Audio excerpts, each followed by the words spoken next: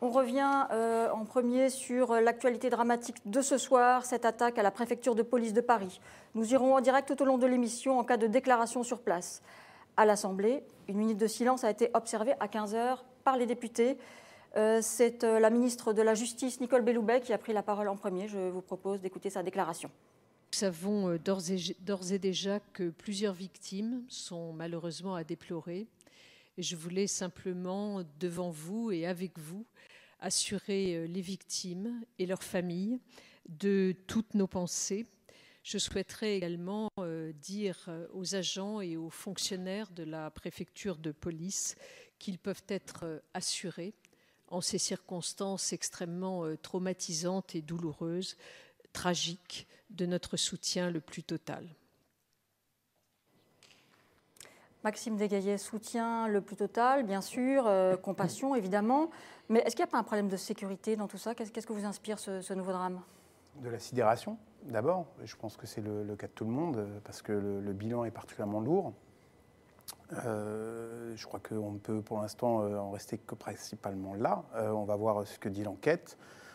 Après, c'est aussi un fait qui s'inscrit dans un contexte, qui est un contexte qu'on a tous en tête, qui est le malaise aujourd'hui que rencontrent les forces de police. Donc je pense qu'il faudra certainement juger ce qui s'est passé au regard de la réalité des faits. Et on semble comprendre aujourd'hui... L'enquête ne fait que débuter, hein, a déclaré tout à l'heure il semblerait que ce soit quelque chose de tragique, mais enfin qui n'a pas d'autre raison que la folie de celui qui l'a fait.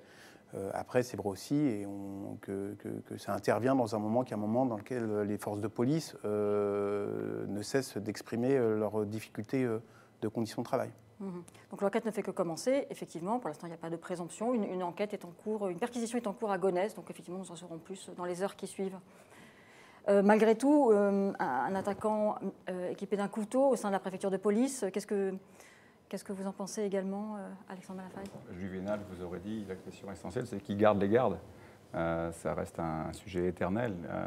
Là, en l'occurrence, on verra ce qu'il faut trouver comme raison à ce geste fou. Ce qui est certain, c'est que l'émotion est extrêmement profonde et dans le corps de la police, cette attaque laissera une trace, pour le coup, extrêmement nette. Je pense qu'il y aura un avant et il y aura un après. C'est vrai que vous l'avez dit, ça tombe à un moment particulier. Intervient juste après la manifestation. Là encore, il faudra essayer de faire attention, mais il y aura beaucoup d'amalgame de toute façon. C'est-à-dire que même si c'est vraiment l'acte de quelqu'un qui a pété un plomb à un moment donné précis de sa vie, mais beaucoup ne pourront pas s'empêcher de pointer le fait que de toute façon, l'absence durable de moyens, l'excès, le manque de reconnaissance quasi permanent, la pression extrême à la fois de l'interne et la pression extrême de la rue, de la vie tout court au niveau du métier de policier aujourd'hui, que tout ça peut être sans doute provoqué cette situation de détresse extrême et l'acte qui a été commis. Alors après, il y a peut-être d'autres raisons, des motifs personnels ou autres, mais en attendant, c'est sûr que ce sera un moyen, en tout cas, ça provoquera un débat sur le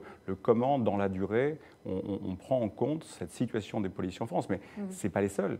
C'est-à-dire les gens qui se suicident ou des gens qui commettent des horreurs parce qu'ils sont arrivés à un stade extrême, malheureusement, il y en a. Et alors, dans d'autres pays comme les États-Unis, ça prend des proportions, ça s'appelle les tueries de masse, ça prend des proportions assez considérables. On a l'impression que chez nous, ça vient. On fait toujours ce que font les Américains avec quelques années de retard. Voilà. En tout cas, ce soir, moi, j'ai une grosse et profonde pensée pour les policiers français. Un avis, un avant et un après, c'était également votre avis, Maxime Desgaillet? Un avant et un après. Hier, c'était la manifestation des policiers dans les rues de Paris qui parlaient de leurs conditions de travail terribles et en parlant en off avec certains d'entre eux, certains responsables syndicaux, ils m'avaient parlé en fait de ce malaise dans la police avec la hiérarchie justement et le problème qu'avaient les syndicats de faire remonter ces problèmes où chacun se couvrait un peu avec beaucoup de népotisme, beaucoup de collusion. Et aujourd'hui, l'un d'eux... C'est un phénomène qui n'est pas remonté, c'est ça, dans la hiérarchie? Ça arrive souvent. Enfin, hier, c'était vraiment le cri du cœur des syndicalistes. Et aujourd'hui, l'un d'eux m'a envoyé un message en disant « c'est même étonnant que ça n'arrive pas plus souvent, ce genre de drame ».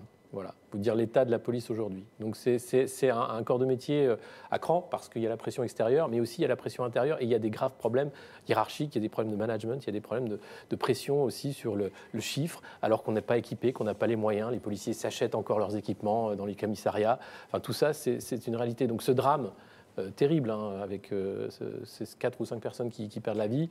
4 personnes décédées, une personne en état d'urgence absolue à l'heure. S'il doit y avoir une sonnette d'alarme de tirer, c'est revoir les conditions de travail des policiers, revoir aussi la façon dont sont gérés les commissariats et laisser les responsables syndicaux faire leur travail et protéger les travailleurs justement parce qu'ils sont en première ligne et parce que c'est un boulot extrêmement difficile, extrêmement dur. C'est être confronté quand même à ce qu'il y a de pire dans la société de manière quotidienne. C'est un travail social. On a bien sûr en image quelques égarements, les violences policières lors des manifestations des Gilets jaunes, mais la majorité du travail, c'est des gens qui font un travail exceptionnel et qui le font dans des conditions déplorables. Donc s'il doit y avoir un réveil, c'est celui-là. Marc Landré, c'est avant tout un problème de moyens Franchement, je ne sais pas. D'après les premiers éléments qui ont été communiqués par le ministre de l'Intérieur, c'est quelqu'un qui avait 20 ans d'ancienneté, qui n'avait jamais fait parler de lui au sein de la préfecture de police, qui travaillait dans le centre des renseignements. Visiblement, des syndicats policiers ont parlé de pétage de plomb, c'est vrai.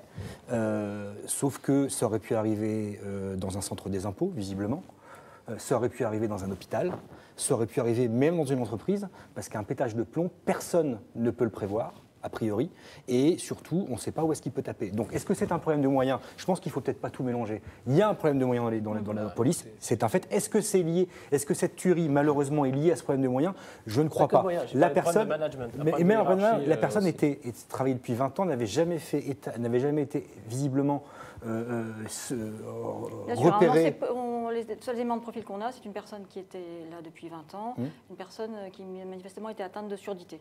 Mais oui, qui était handicapée, qui souffrait handicapé. Et dans son allocution très sommaire et très sobre, le ministre de l'Intérieur disait qu'il n'avait pas fait état, il n'avait jamais rien été remonté contre lui en termes comportementaux durant ces 2 décennies. Malgré tout, les premiers éléments montrent que pour l'instant, il n'aurait quand même jamais présenté aucun signe d'alerte. Non.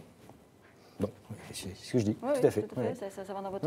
Mais c'est le cas, enfin, vous parliez de tous les corps de métier, mais aujourd'hui, c'est les obsèques de Martine Renon, cette proviseur qui a mis fin à ses jours, et pareil, qui avait beaucoup d'ancienneté. Donc c'est vrai qu'il y a une fatigue aussi, je pense peut-être l'accumulation de toutes ces années, et finalement, on arrive à un moment où on demande encore davantage, comme on a vu les suicides à la Poste, parce qu'on changeait de métier d'une certaine façon, donc il faut faire attention aux gens qui travaillent. D'accord. Vous avez quand même un problème. Dans la police spécifiquement, qui est de manière générale. Oui, différent. puis vous avez un problème de rapport. Alors, c'est sans doute pas du tout en lien avec la problématique du jour, mais un problème de rapport entre l'autorité politique et l'autorité policière. C'est-à-dire que quand même, les policiers ont très très souvent le rôle du fusible et du lampiste lorsqu'il y a un problème de mise en œuvre d'une politique publique et que sur le terrain, ça ne se passe pas bien. On oublie souvent que le premier donneur d'ordre, c'est le politique qui donne des consignes qui après sont appliquées, alors plus ou moins bien, mais souvent plutôt bien par rapport à la consigne qui a été donnée. Et au bout du compte, il se passe ce qui se passe. C'est-à-dire que quand ça dérape, c'est un commissaire qu'on débarque, c'est un capitaine qu'on démonte. Quand vous avez l'affaire Benalla, c'est toute une série de fusibles en chaîne qui sont sanctionnés, et alors qu'ils n'ont fait qu'obéir, si je puis dire, au souverain. Donc on a aussi un problème d'ambiance au niveau de la police en France, ça a été dit par Alexis Poulain. Et cette ambiance-là, le pouvoir politique a une très grosse responsabilité sur les épaules. Là encore, je déconnecte d'une certaine façon, mais peut-être que malgré tout, ce pétage de plomb peut trouver aussi ses racines dans un long et profond malaise. Et vous savez, parfois, les gens qui se suicident, personne ne voit rien venir. Alors, ce n'est pas un suicide, c'est bien pire que ça, mais c'est un peu le même principe. C'est-à-dire que tout d'un coup, cette espèce de décision de se donner la mort, parce qu'il devait se douter que dans cet environnement-là, en faisant ce qu'il faisait, on n'allait pas l'accueillir en héros à la sortie, parce qu'il y a quand même des armes à la préfecture de police de Paris. Mais je pense qu'il y a peut-être malgré tout une espèce de causalité indirecte, et je pense que le politique doit vraiment s'interroger sur sa façon, si je puis dire, de manager la fonction publique et les fonctionnaires. Alors sur le site du Figaro.fr, Babineau, qui est un de nos habitués, nous dit « Il est un peu tôt pour remettre en cause la sécurité, c'est une tragédie, mais on ne peut pas anticiper un coup de folie. » Nicole, peut-on considérer que l'acte était prémédité puisqu'il avait un couteau en céramique donc fait pour être indétectable? Je crois qu'on peut considérer en effet que l'acte était prémédité. Je ne vois pas trop ce que les moyens viennent faire là-dedans, nous dit Sitch. Dans tous les cas, nous suivrons ce drame de très près et tout au long de